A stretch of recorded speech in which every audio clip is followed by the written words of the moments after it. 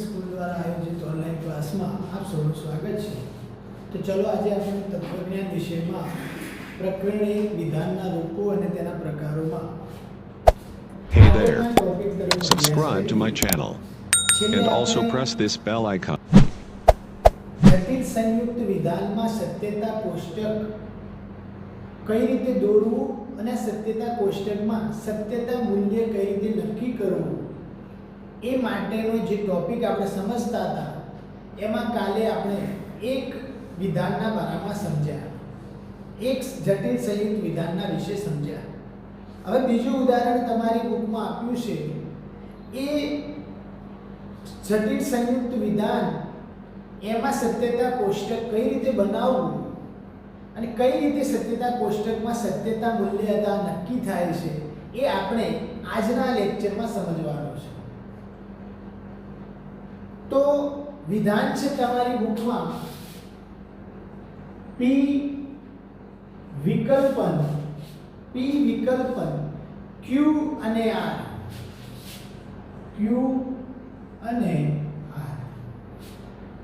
તો વિદ્યાર્થી મિત્રો આપણે અહીં સત્યતા કોષ્ટકની રચના કઈ રીતે કરશું, સ્તંભની રચના કઈ રીતે કરશું, કેટલા સ્તંભ આવશે અને કેટલી હરોળ આવશે એ આપણે આ જટિલ સંયુક્ત વિધાનમાં કઈ રીતે આવે, શું આવે એ આપણે સમજવાનું છે। તો ગઈકાલે આપણે સમજ્યા એ પ્રમાણે હવે આપણે જાતે સમજી શકીએ છીએ। તો પહેલા તો સત્યતા કોષ્ટક દોરવું હોય તો એના માટે સ્તંભ નક્કી કરવા પડે। તો સ્તંભનો નિયમ શું છે કે જે પણ જટિલ સંયુક્ત વિધાન છે એ વિધાનમાં સાદા વિધાનની સંખ્યા કેટલી, સાદા વિધાનની સંખ્યા કેટલી બરાબર 1 2 અને 3, એટલે કે P ના સ્થાને અલગ વિધાન, Q ના સ્થાને અને R ના સ્થાને ત્રણે અલગ અલગ હોવાથી સાદા વિધાનની સંખ્યા કેટલી છે, 3 છે। ઓકે, તો 3 જો સંખ્યા હોય તો સ્તંભ કેટલા આવે, કેટલા થાય, 3। તો ચલો આપણે સત્યતા કોષ્ટક દોરવાનું છે, એમાં એક P નો સ્તંભ, એક Q નો અને એક R નો। તો વિદ્યાર્થી મિત્રો 3 સ્તંભ આવે એ આપણે સમજ્યા। હવે હરોળ કેટલી આવે, તો હરોળ કેટલી આવે, તો હરોળની વ્યાખ્યા છે હરોળની સંખ્યા બરાબર 2 ની n ઘાત। શું છે, 2 ની n ઘાત। તો 2 ની n ઘાત એટલે n ની જગ્યાએ સાદા વિધાનની સંખ્યા કેટલી, 3 બરાબર 2 ગુણ્યા 2 ગુણ્યા 2 ઇઝ ઇક્વલ ટુ કેટલા, 2 દુ 4 દુ 8। તો હરોળની સંખ્યા કેટલી આવે, 8। સ્તંભની સંખ્યા 3, હરોળની સંખ્યા કેટલી, 8। તો કે 1 2 3 4 5 6 7 અને 8। ઓકે, તો એ સત્યતા કોષ્ટકની રચના આપણે કરી। સ્તંભ કેટલા આવે એ આપણે નક્કી કર્યું આના આધારે, આ બે સૂત્રના આધારે, અને કેટલી હરોળ આવે આડી ડાબીથી જમણી તરફ એ આપણે નક્કી કર્યું। હરોળ 8 આવે અને સ્તંભ 3 આવે। હવે આપણે TF જૂથ માટે સમજવાનું છે। તો પહેલો આપણે આદ્ય સ્તંભ P માટે લઈએ। હવે વિદ્યાર્થી મિત્રો સમજજો કે આદ્ય સ્તંભ જો પહેલો હોય તો એના માટે m બરાબર 1, આદ્ય સ્તંભ જો બીજો હોય તો એના માટે m બરાબર 2 અને આદ્ય સ્તંભ જો ત્રીજો હોય તો એના માટે m બરાબર 3। તો આ સ્તંભ જે છે P જે પહેલો આદ્ય સ્તંભ છે એના માટે m બરાબર 1, બીજા નંબરના આદ્ય સ્તંભ માટે m બરાબર 2 અને ત્રીજા નંબરનો આદ્ય સ્તંભ હોય તો m બરાબર 3। આ થયું। હવે બીજું સૂત્ર સાઈડમાં યાદ કરો વિદ્યાર્થી મિત્રો। શું સૂત્ર છે કે TF જૂથને નક્કી કરવાનું અને T કેટલા આવે, F કેટલા આવે એ નક્કી કરવાનું। તો ગઈકાલે આપણે નોંધ્યું હતું એ સૂત્રને આપણે અહીં નીચે સાઈડમાં યાદ કરી લઈએ કે TF જૂથ નક્કી કરવા માટે સૂત્ર કયું છે, 2 m - 1 શું છે tf બરાબર 2 ની m ઘાત -1 અને t માટે શું છે 2n - m અને એવી જ રીતે f માટે શું 2n - m. તો વિદ્યાર્થી મિત્રો આ ત્રણ સૂત્રોના આધારે આપણે સત્યતા મૂલ્ય નક્કી કરવાનું છે ત્રણેય સ્તંભમાં કેવી રીતે આવે તો ઉપરયુક્ત સંયુક્ત વિધાન જે છે એમાં ત્રણ સાદા વિધાનો છે તો પહેલા વિધાન જે છે p માટેના આદ્ય સ્તંભના tf નું જૂથ કેટલું આવે અને કયું હોય એ આપણે આ સૂત્રના આધારે નક્કી કરીએ તો ચલો આપણે સૌપ્રથમ p માટે શાના માટે p માટે tf બરાબર શું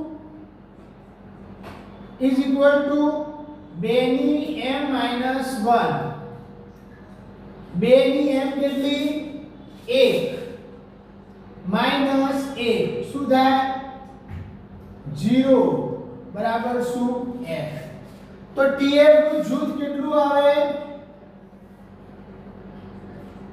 tf જૂથની સંખ્યા કેટલી 1 આવે ઓકે આટલું સમજ્યા હવે tf જૂથની સંખ્યા 1 આવે તો એમાં t કેટલા આવે અને f કેટલા આવે એક જૂથમાં એ આપણે નક્કી કરવું છે તો t ની સંખ્યા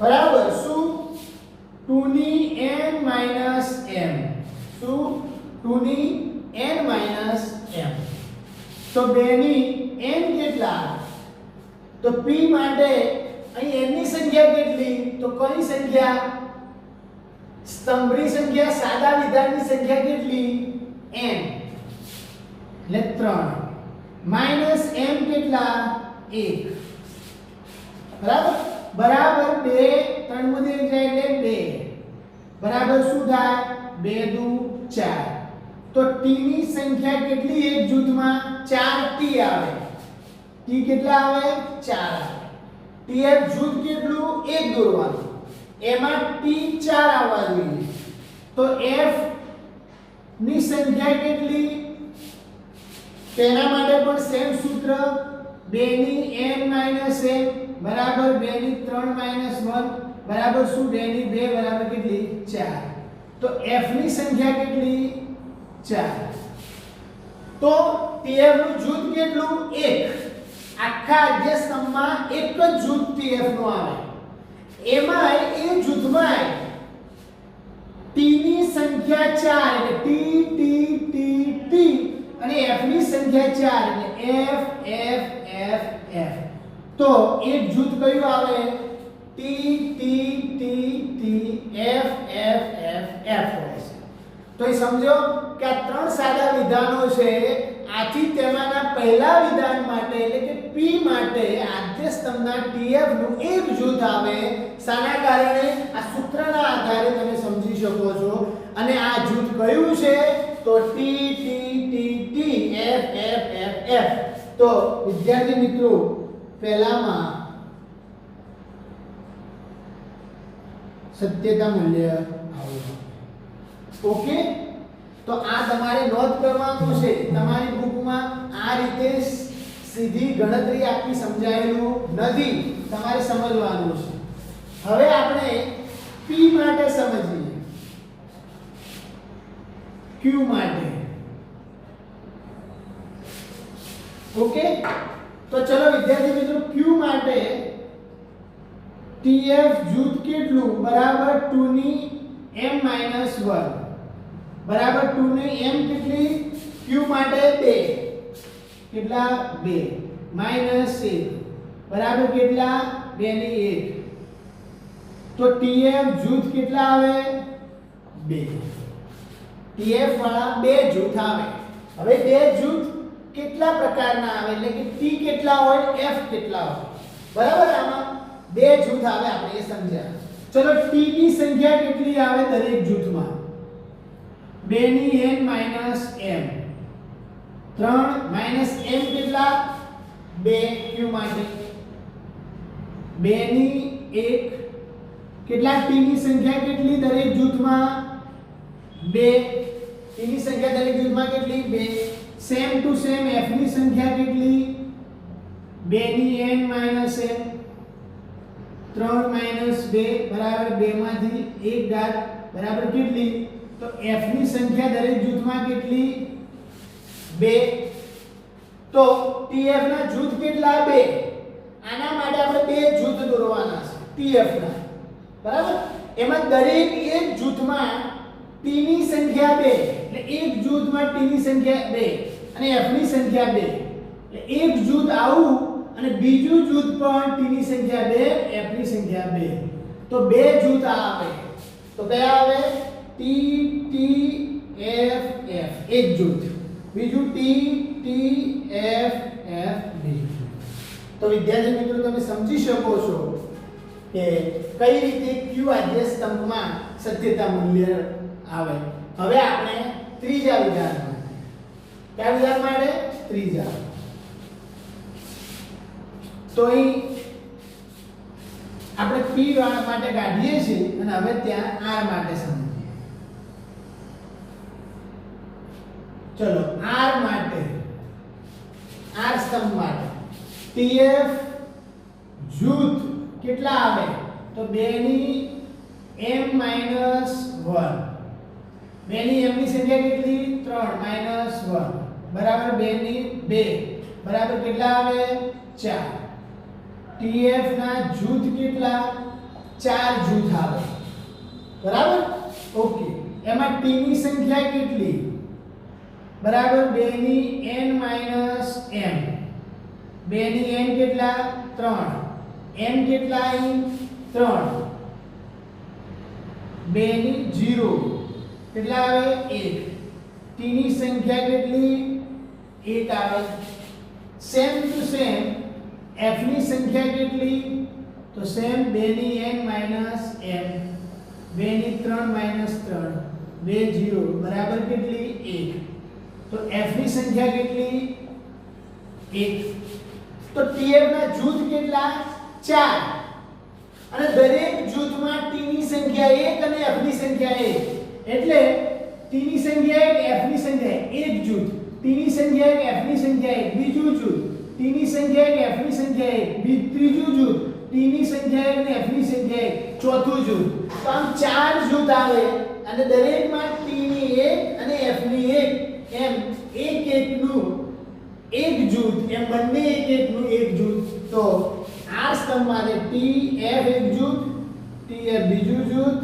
tf ત્રીજું જૂથ અને tf ચોથું જૂથ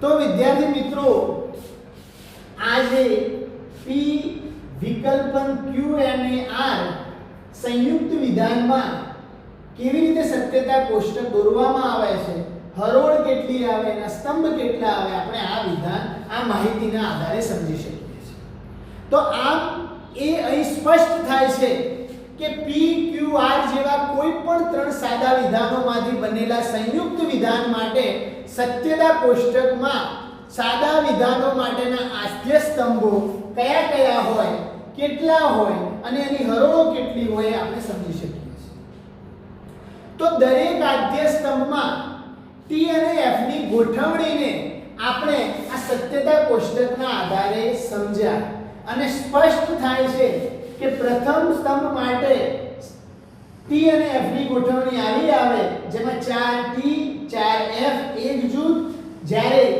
q આધાર સ્તંભ માટે બે જૂથ આવે tt ff ના અને ત્રીજા સ્તંભ માટે tf ના 4 જૂથ આવે તો જે જટિલ સંયુક્ત વિધાનમાં 4 સાદા વિધાનો આવતા હોય તો તેને લગતા સત્યતા કોષ્ટકમાં હરોળ કેટલી આવે અને કેટલા સ્તંભ આવે તો તમે સમજી શકો છો કે જો 4 આવતા હોય હું એક કાઢું છું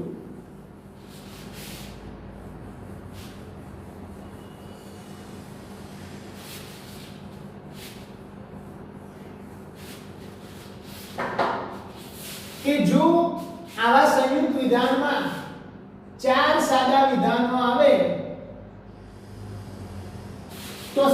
કેટલા આવે? સ્તંભ કેટલા આવે? 4 આવે. હવે આપણે હવે 4 માટે અહીં પૂરું કરીશું. તો ઉદાહરણ તરીકે અહીં P and C આવું વિધાન છે. તો 4 સાદા વિધાનો આયા તો સ્તંભ કેટલા? 4. હવે આ ઉદાહરણ તમારે ચોપડીમાં સત્યતા કોષ્ટક દોરીને સમજાયેલું નથી. તમારે સીધો એક ફકરો આપી દીધો છે કે આટલા સ્તંભ આવે, આટલી હરોળ આવે અને TF નો ક્રમ ચોથા જૂથમાં એટલે કે 4 માંના દરેક જૂથમાં પહેલા શું આવે? તો T અને પછી 2 F આવે. એ તમને આ સ્તંભની હરોળના નીચેના ક્રમમાં ગોઠવાય છે સમજાવી દીધું છે.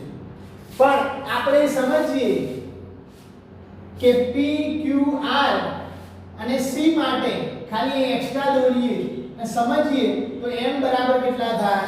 4. બરાબર? જો સ્તંભ 4 હોય તો હરોળ કેટલી હોય? 2 ની n ઘાત બરાબર 2 ની 4 બરાબર કેટલી થાય? 2 ગુણ્યા 2 ગુણ્યા 2 ગુણ્યા 2 બરાબર કેટલી? 16. હરોળ કેટલી આવે? તો જે જટિલ સંયુક્ત વિધાનમાં 4 સાદા વિધાનો આવતા હોય એને લગતા સત્યતા કોષ્ટકમાં 16 હરોળો હોય અને 4 આદ્ય સ્તંભ હોય. અને તેના ત્રીજા આદ્ય સ્તંભમાં TF ના 4 જૂથો આવે. ત્રીજો આદ્ય સ્તંભ હોય તો TF ના કેટલા જૂથો આવે? 4 જૂથો થયા. આમ 4 માંના દરેક જૂથમાં પહેલા 2 T અને પછી 2 F આવે. આમ આ સ્તંભની હરોળો નીચેના એટલે કે કઈ રીતે ગોઠવાય એ આપણે સમજવાનું છે. તો આપણે ચોથી હરોળને આપણે જોઈ લઈએ તો m બરાબર 4 થાય. તો TF નું જૂથ કેટલું આવે? તો 2 ની m - 1 બરાબર 4 - 1 3 2 ગુણ્યા 2 ગુણ્યા 2 કેટલા થાય? 2 4 2 8. તો TF ના જૂથ કેટલા? 8. બરાબર? અહીં 8 હરોળ છે. એ કેટલી આવે? 4 8 આ 1 2 3 અને 4 આ બીજી 4 કુલ 8 હરોળો આવે. બરાબર? તો 8 થયું. T ની સંખ્યા કેટલી? શું સૂત્ર? 2 ની n - n 2 ની n કેટલી? 4 માઈનસ n કેટલા? 4 બરાબર શું? 2 ની 0 બરાબર 1. T ની સંખ્યા કેટલી? 1 આવે. તો અહીં તમે સમજી શકો છો TF ના જેમ અહીં 4 જૂથ આવે તો અહીં આ 4 માંના દરેક જૂથમાં 2 T આવે અને 2 F આવે. તો સ્તંભની હરોળની રચના કેવી થાય? તો T T F F T T F F. તો અહીં તમે સમજી શકો છો આ આવે અને અહીં આના અંદર ચોથા m બરાબર 4 હોય તો f ની સંખ્યા પણ કેટલી થાય? 1 આવે. તો આવા 8 જૂથ આવે.